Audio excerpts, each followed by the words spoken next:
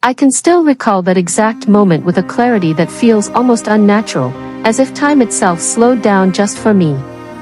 I remember pushing myself back from the old wooden chair in the kitchen, its legs scraping across the floor, a sound that felt far louder than it really was in the silence of that room. My heart was beating so fast, so heavy, it seemed to pound in my ears. For a moment, I was convinced it might actually burst through my chest. And then my eyes, my tired, weary eyes, focused on the glow of the laptop screen. There they were. Plane tickets. A round trip to San Diego. 2 passengers booked, myself, and my 8-year-old son, Liam Harris. Such small words on a screen, yet they carried the weight of everything I had carried for years. The pale blue light from the laptop spread across my face in the dimness of that quiet kitchen, and in that glow I saw more than numbers and dates. I saw change. One single click of the mouse sealed it. Just a tiny sound, but to me, it echoed like thunder. It wasn't just a purchase. It was a declaration. It's over, Megan. Enough hiding. Enough grieving. 3 years of shadows end today.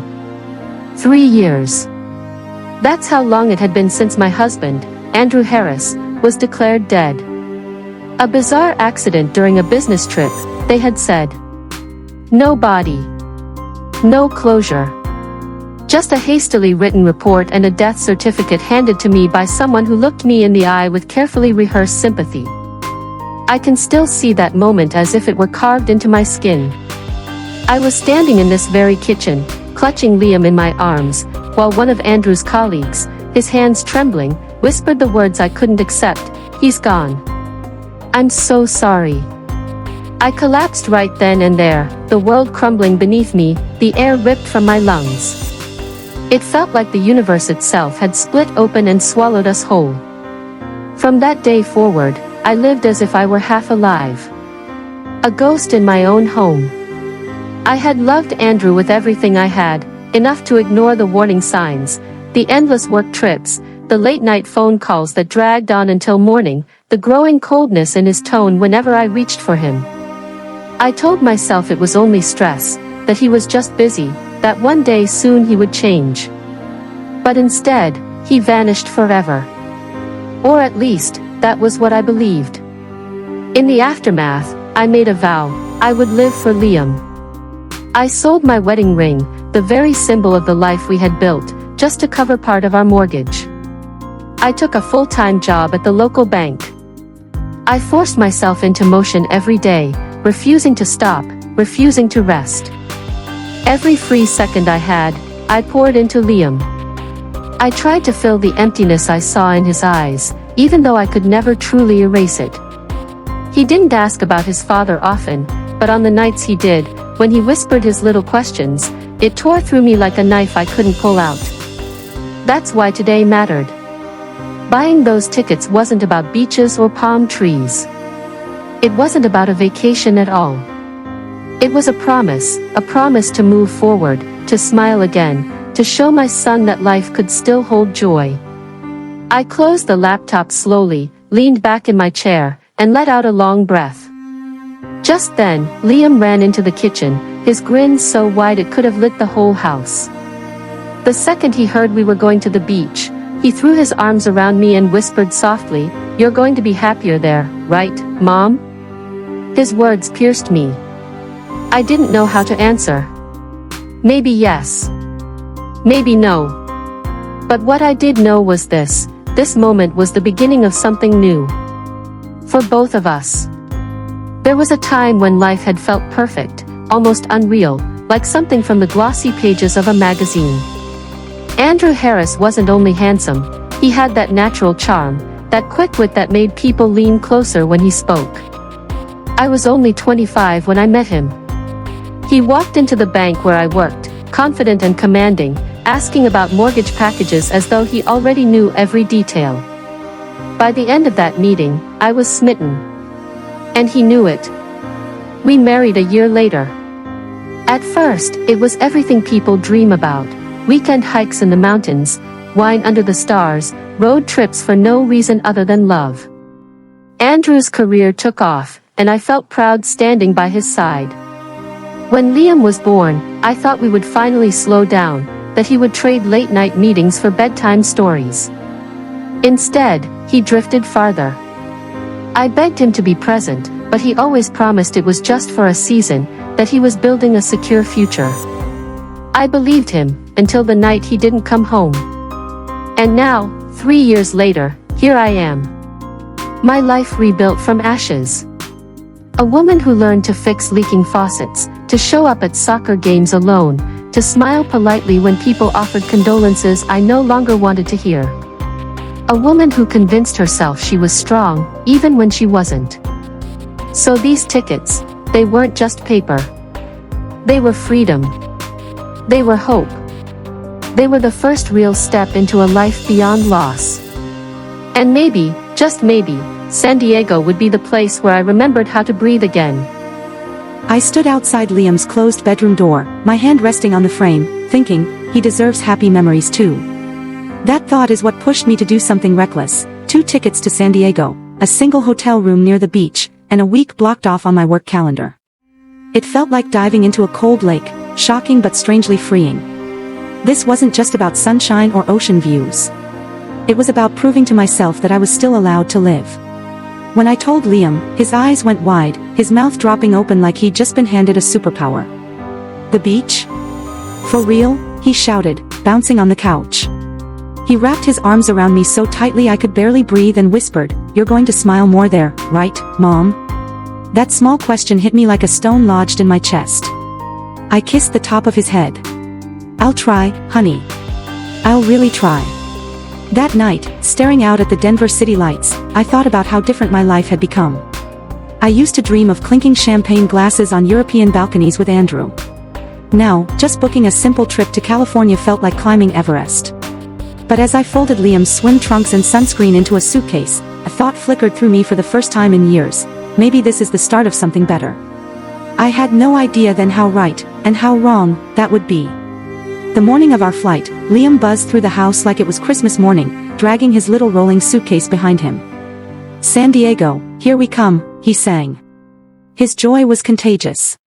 For the first time in years, a flutter of excitement rose in me, one I thought had died with Andrew's death certificate. The airport was its usual chaos. Coffee cups clutched in tired hands, security lines twisting forever, travelers rushing for connections. Liam gripped my hand, excitement mixed with nerves. We boarded, found our seats, and he pressed his face to the window. "We're really going, Mom. We're really doing this." I told myself this trip was about new memories, about letting go of the past. But then Liam's gaze shifted down the aisle, his brow furrowed. "Mom," he whispered, tugging at my sleeve. "Is that Dad?" My heart stopped. Slowly, I turned my head. A man, 2 rows ahead, sat sideways, talking to a young blonde woman. A wide-brimmed hat and dark sunglasses hid most of his face, but something about the slope of his shoulders, the way his hands moved, painfully familiar. I forced a shaky laugh. "Sweetie, no. You're just thinking of someone else." But then he shifted slightly, and my stomach turned to ice. A small scar under the jawline, barely noticeable unless you knew where to look, a scar I had kissed 100 times in another life. "Mom, I'm serious," Liam whispered. "That's Dad." For 3 years I had told myself Andrew was gone. I had buried every shred of hope. And yet here I was on a random flight to San Diego, staring at a man who looked exactly like my dead husband, alive and laughing with another woman. I squeezed Liam's hand. "It's probably just someone who looks like him. People can look alike." But my voice trembled, betraying the lie. I turned back to the window, willing my pulse to slow, but every nerve in my body screamed to look again. As the plane lifted off, I kept stealing glances. The way he leaned in to listen. The casual tap of his fingers on the armrest, exactly how Andrew used to when he was thinking. It's not possible, I told myself. Grief is playing tricks on me. But deep down, a whisper rose. What if it really is him? For the rest of the flight I sat frozen, spiraling between shock, anger, and something far more dangerous, hope. When the wheels touched down and passengers began gathering their bags, I surprised myself. I stayed seated, clutching Liam's backpack, waiting for the man to leave first, maybe to avoid seeing his face again, or maybe because I was too afraid I'd see it clearly. But Liam wasn't done. He turned to me, eyes wide. "Mom," he said softly. He looked right at me. He smiled. And just like that, my entire world tilted. San Diego greeted us with warm sunlight and the smell of salt in the air, a welcome contrast to Denver's dry chill. Liam still buzzed from the flight, talking about the ocean, the waves, the sandcastles he would build. I smiled, trying to stay present, but my mind stuck on that man from the plane. Coincidence, I told myself again. People look alike. But that scar, that posture, even the way his hand rested on the seat back, it was all too familiar. And kids don't imagine things like that. Not with that level of certainty. By the time we checked into the hotel, I'd convinced myself to let it go. This trip was about healing, not ghosts. We had a balcony view of the ocean. Liam gasped as if someone had handed him a treasure chest. He ran between the window and the TV, chattering about seashells and dolphins. For a few hours, I felt normal again. That night, after Liam drifted off, I stepped onto the balcony, breathing in the ocean breeze. Quiet. Peaceful. Until voices floated up from the balcony below. At first, just muffled arguing like any couple on vacation. Then a man snapped, "Do you ever care about anything besides money?" The frustration in his tone made my stomach drop. My hands gripped the railing until my knuckles whitened. That voice. I didn't even need to hear every word. The rhythm, the emphasis when he was angry, I knew it anywhere. A young woman shot back, "Don't start with me, Andrew. I told you what I wanted from the beginning." Andrew. My knees went weak. I crouched slightly, peering down without being obvious. There he was, same broad shoulders, same familiar gestures, wearing a t-shirt and shorts. The wide-brimmed hat and sunglasses were gone. And there was no mistaking him now. I told myself it was just heatstroke. Or dehydration. Anything but the truth. I shaded his face with my towel and barked at Chloe to get help. She sprinted off, leaving me kneeling in the sand, holding the wrist of the man who had faked his death and shattered my life. Part of me wanted to stand up, to walk away. But I didn't. Even after everything, some reflex inside me wanted to save him. Andrew stirred, eyelids fluttering. "Megan," he whispered. I froze. He knew me. "Yes," I said quietly. "It's me." His eyes opened fully, confusion flooding in as he focused on me. "You're really here," he murmured. "Alive." "Just like you," I answered, my voice trembling with a sharp edge I hadn't planned. Chloe returned with a hotel staff member carrying a first aid kit. While he knelt to check Andrew's vitals, I stepped back, wiping sand from my hands, my pulse still racing. The staffer helped Andrew sit up, offering water, telling him to stay in the shade. Chloe hovered, glaring at me like I was an intruder. In her world, I guess I was. Andrew's gaze stayed locked on me. "Megan, please. We need to talk." I brushed sand from my legs, my expression neutral. "Not here. Tonight. 10 o'clock. Hotel bar." He nodded, looking shaken, not just from collapsing, but from seeing me, very much alive, standing right in front of him after 3 years of believing he'd erased me. I walked back to Liam, who had abandoned his sandcastle and was staring at us with a frown. "Mom, is that really Dad?" he whispered. I crouched and pulled him into a hug. "We'll talk about it, sweetheart. For now, let's just go inside." As we walked toward the hotel, my mind reeled. Tonight I would finally hear the truth.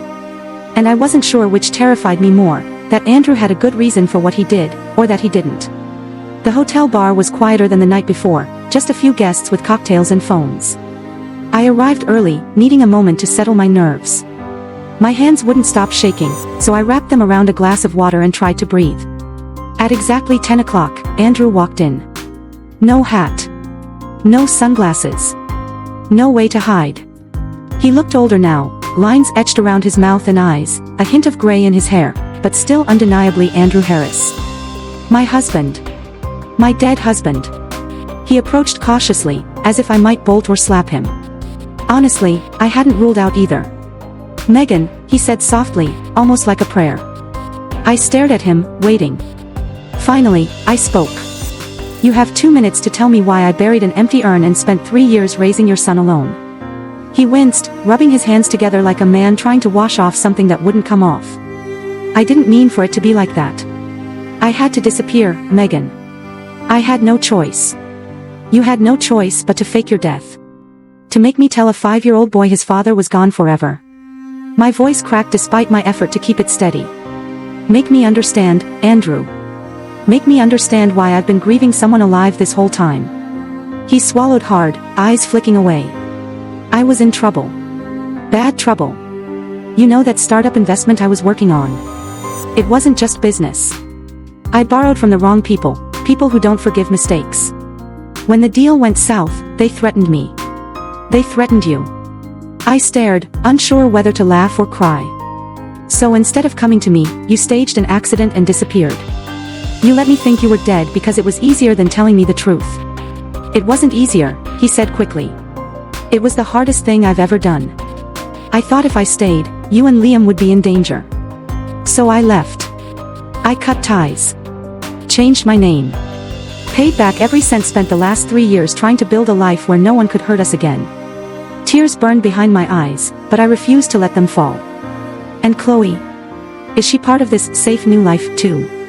He flinched, then nodded. I met her after. She doesn't know about my past. I sat back, crossing my arms. You let me grieve you for 3 years, Andrew. You let Liam grow up thinking his dad was gone forever while you sipped cocktails by the ocean with someone else. Do you even understand what that did to us? He looked down, shame radiating off him like heat. I know I don't deserve forgiveness. I had to see you. I had to see Liam. I had to know if there was any chance to make things right. The tears came then, but not for him, for me. For the years clawing my way out of grief while he hid behind a new name and a new girlfriend. You don't get to decide when to come back, I said quietly. You don't get to walk in here and act like we can pick up where we left off. Andrew reached out, but I pulled back. Megan, please. Let me be a father again. Let me explain to Liam. I'm begging you. I stood, pushing my chair back slowly. Tomorrow. 11 a.m. Hotel Cafe. You can see him. After that, we'll see where this goes. I walked out, my legs trembling but my spine straight. I finally had the truth, but it didn't feel like closure. It felt like the start of another storm I wasn't sure I could weather. The next morning, I woke before the alarm, staring at the ceiling, wondering if I'd made a mistake. Letting Andrew see Liam felt like opening a door I'd welded shut 3 years ago. What if it hurt Liam more than it helped? What if it reopened wounds we'd learned to live with? Liam, however, woke thrilled. He thought we were just going to breakfast. Do they have pancakes, Mom? Please say they have pancakes, he said, tugging on his sneakers. I forced a smile. They have pancakes, sweetheart. The sun beat down hard on the sand, heat shimmering in the distance.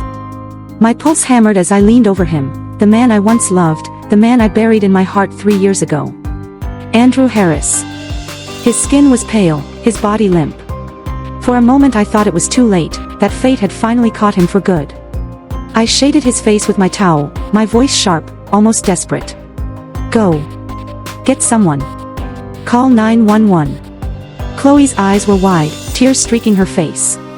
She nodded, then sprinted away. And there I was, kneeling in the sand, clutching the wrist of the man who had faked his death and shattered my life. Part of me wanted to drop that wrist, to walk away without looking back. But instinct, cruel, stubborn instinct, wouldn't let me. Even after everything, some part of me still moved to save him. Andrew stirred, eyelids flickering. His voice came out low, disoriented. Megan. I froze. He knew me. He recognized me. Yes, I whispered, the word heavy as stone. It's me. His eyes opened fully, confusion flooding into them as he focused on me, alive, right there before him. The moment stretched, unbearable, until Chloe returned with a hotel staff member. The man crouched down, checking Andrew's vitals, handing him water, instructing him to rest in the shade. I pulled back, wiping sand from my hands, my chest tight with something far darker than fear. Chloe hovered close, glaring at me as though I were an intruder. Maybe in her world, I was. But Andrew's gaze never left me. Megan, please. We need to talk. I stood slowly, brushing sand from my legs, my expression carved from stone. Not here. Tonight. 10 o'clock. Hotel bar. He nodded, still trembling, not just from the collapse, but from the ghost of me standing before him, alive after 3 years of silence. I turned and walked back to Liam. His sandcastle forgotten, his small face clouded. "Mom, is that really Dad?" he whispered. I crouched, pulling him into my arms. "We'll talk about it, sweetheart. For now, let's just head inside." My mind reeled as we walked toward the hotel. Tonight, I would hear the truth.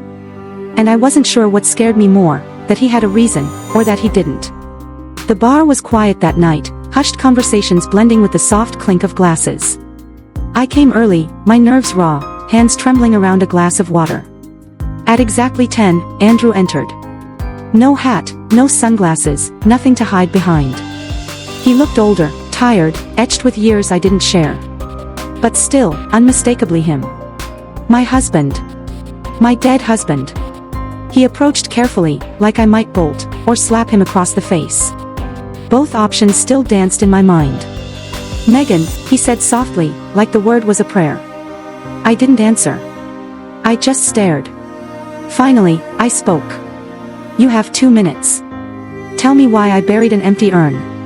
Tell me why I spent 3 years raising your son alone." His face crumpled, guilt written deep. "I didn't mean for it to be like that," he murmured. "I had no choice. I had to disappear. You had no choice but to fake your death. To make me tell a 5-year-old boy his father was gone forever." My voice cracked despite myself. "Make me understand that, Andrew." He swallowed, eyes flicking away. I was in trouble. That startup investment, it wasn't just business. I borrowed money from the wrong people. Dangerous people. When it collapsed, they came after me. And you. I thought if I stayed, you and Liam would be in danger. So I left. Changed my name. Paid them back. 3 years, Megan. 3 years I've been trying to build a life where no one could touch us. My chest burned, tears threatening, but I bit them back. And Chloe? She part of this safe new life too? He flinched, then nodded. I met her after. She doesn't know about my past. I leaned back, arms crossed, the weight of betrayal pressing down. You let me grieve for 3 years. You let Liam grow up fatherless, while you sipped cocktails by the ocean with someone else. Do you understand what that did to us?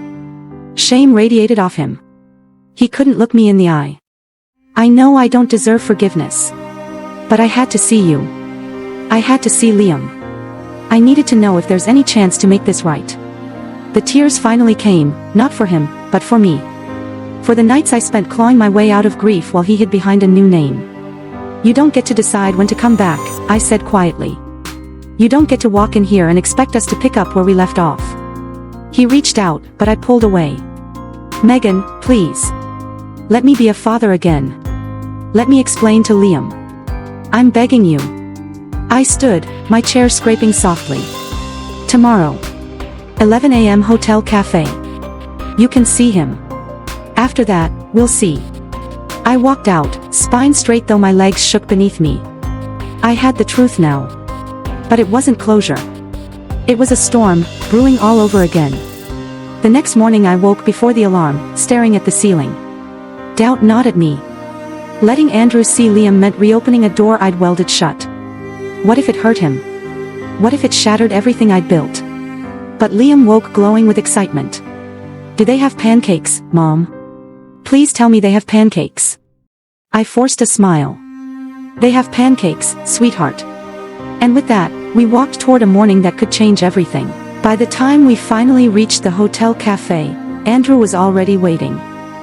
He sat at a corner table, his fingers tapping nervously against the surface, as though every second felt like an eternity. When Liam spotted him, he didn't move.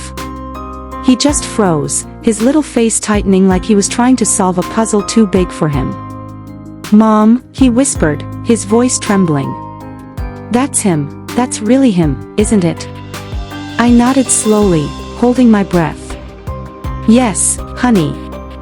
That's your dad. But Liam didn't run into his arms like in the movies. No. He walked carefully, step by step, eyes locked on Andrew.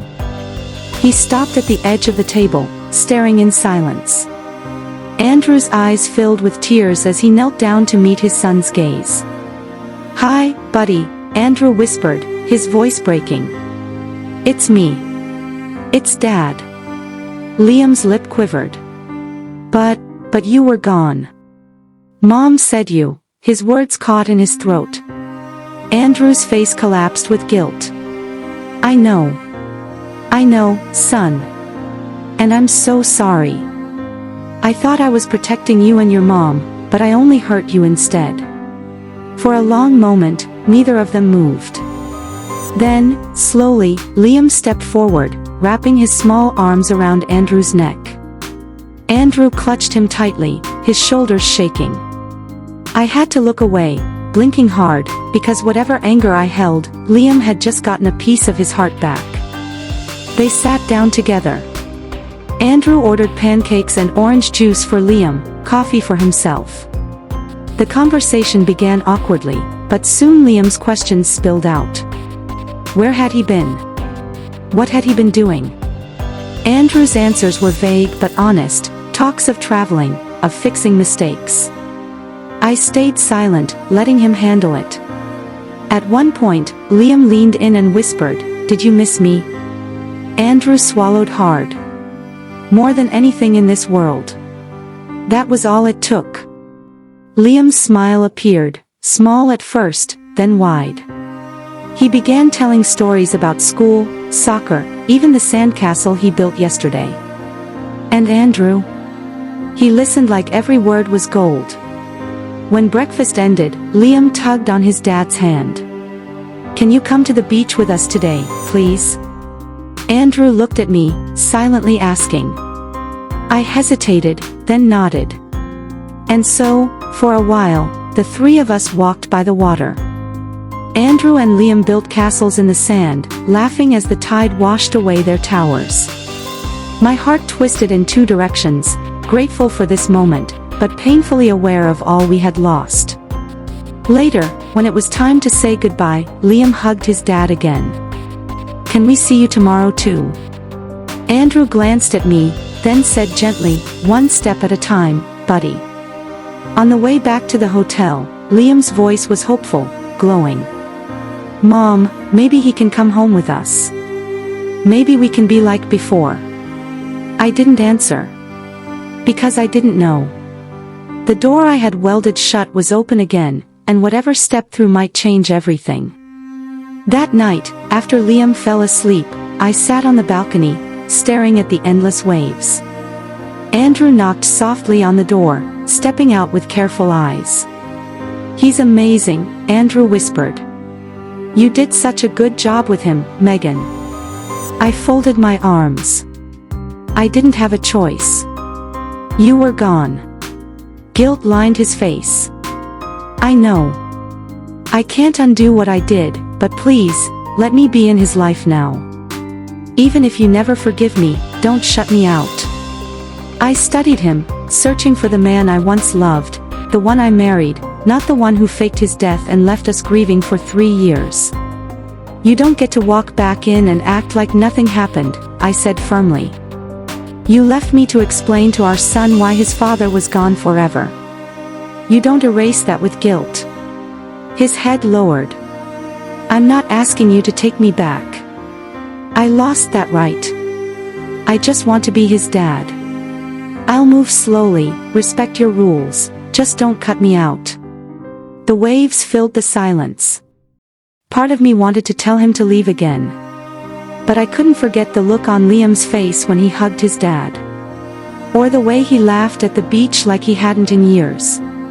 You can be in his life, I said finally, but on my terms. No surprise visits. No lies.